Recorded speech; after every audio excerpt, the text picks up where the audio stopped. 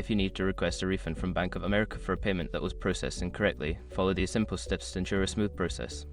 Step 1. Gather your information.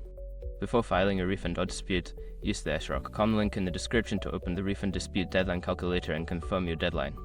Step 2. Contact customer service. Call Bank of America's customer service at the number on the back of your debit or credit card. Alternatively, you can visit a local branch for in-person assistance. Step 3. Explain the situation. When you reach a representative, clearly explain the issue with the payment.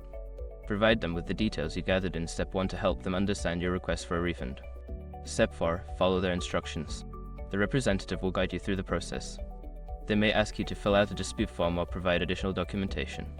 Make sure to follow the instructions carefully. Step 5. Monitor your account.